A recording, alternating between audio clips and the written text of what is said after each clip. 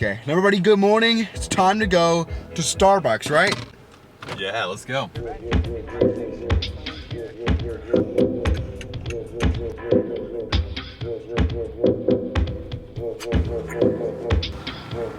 All right. School bus.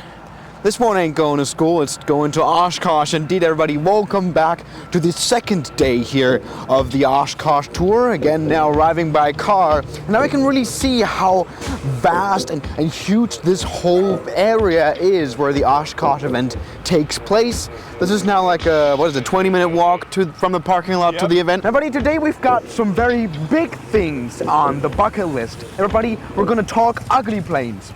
Guess which planes arrived in yesterday to the airport? Yes, we didn't only have the super ugly Super Guppy plane come in, but we also had the Dreamlifter.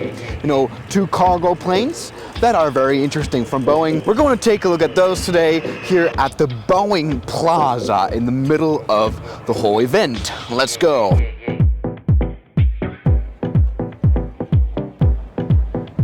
All right, there you go. Welcome to Oshkosh day number 2. And something we can already see in the background. Can you see that? Safety center?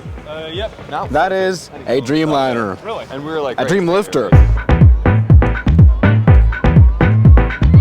It's a ginormous plane, obviously. I mean, that's what you expect of the Dreamlifter. So the way this would open, obviously, we all know by now, is the tail kind of splits apart and it would open via the tail, and then you would put cargo in this. You know, I'm a little bit sad that we missed the landing because obviously we've got the tilted landing gear of the 747, which makes this one a beautiful butter machine, isn't it? Look at that tilted landing gear. I mean, look at that smooth landing here. Come on. There we go. A nice, lovely touchdown. Wasn't this great?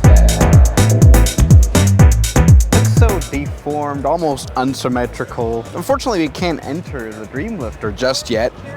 I'm gonna ask when that's available. I hope they make it. Hey, excuse me. Will you ever make the Dreamlifter available to go from the inside? No, we don't have the right equipment here. So we're not gonna be able to actually go into the Dreamlifter, which is a shame. We're just gonna be able to admire the beauty of it, which isn't beautiful. Is it? Absolutely beautiful. Nice to see. But let's maybe go ahead and check out a plane that we can actually see from the inside, the Super Guppy. All right. Now this plane, just like the Dreamlifter, was made to transport around airplane parts, or rather NASA parts for the space shuttle, right? No? Not that deep, I think. Now the Super Guppy is a modified Stratocruiser plane, so the old Boeing's really old, but all turboprop engines here.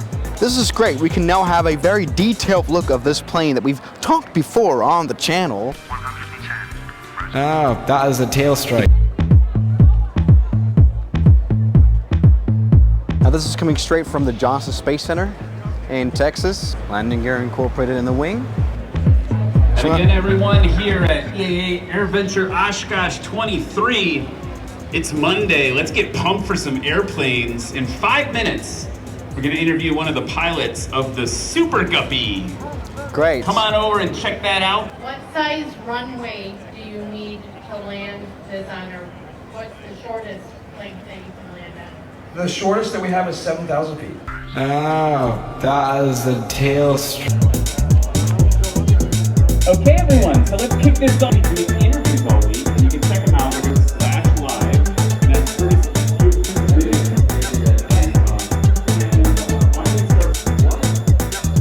And here we go with the Steve ginormous cargo room that all these Saturn rockets were transported in. Crazy stuff. Let's go downstairs.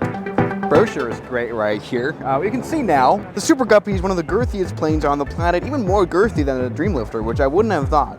Amazing stuff. So everybody, this has been the ugliest planes in existence here. Amazing. Let's maybe go and further check out the Boeing Plaza. Here we find a 737 MAX. This looks like a normal boarding procedure here on Southwest Airlines. Lots of people just boarding the plane. I wonder what they'll find there. It looks like a normal 737. Let's check it out.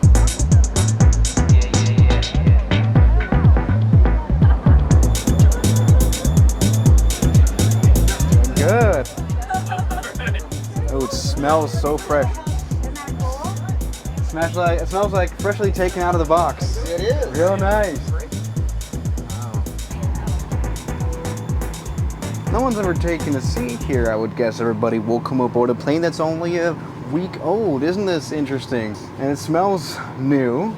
This is a new cabin. This is really nice. Here with a Southwest heart. Oh, yeah. I like to see it. All right, good. I've never been on a plane that is newer than this one. So that's a good new experience. Great. All right, everybody, it's now time to stand in line here for the C-17. One of the only planes in the world that can apply reverse thrust in mid-flight. There we go. As you can see, we have the rev sign here. Let's just go ahead and pull full power. And, well, we're gonna be able to fall down from the skies. This plane can actually, well, descend from 25,000 feet to 5,000 feet in, guess what, 58 seconds, in even under a minute. Isn't this fun?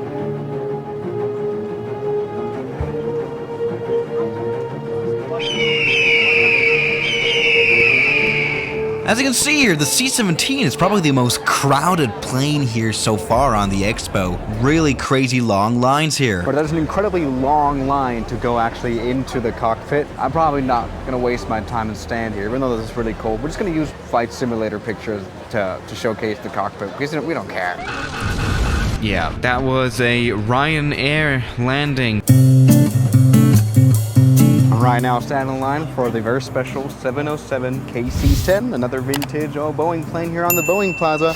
Let's take a look. Good old tanker. Now I just said KC-10, but of course the KC-10 looks like this. This is of course the KC-135. Let's take a thorough look. Let's also take a look at what a boom operator does. All right. Does smell old. Funny how they just pulled the emergency exits off. Yeah, probably for fresh air.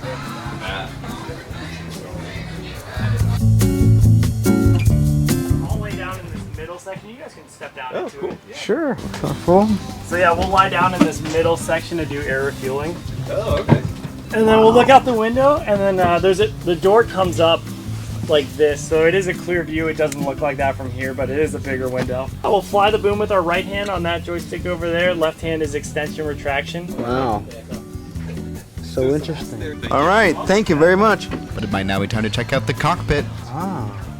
Hey, how's it going? Thank How's you. it going? Thanks. Yep. Yeah. So this is no normal 707 anymore, and modern cockpit.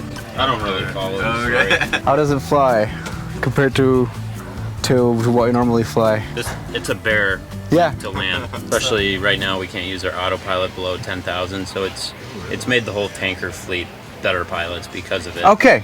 But the reason that it's doing that is not a good reason. That's not a good reason. Oh, that cockpit makes this feel like Arctic freeze. So that was a very thorough tour of the KC-135. Amazing plane. Still flying around. Good to see.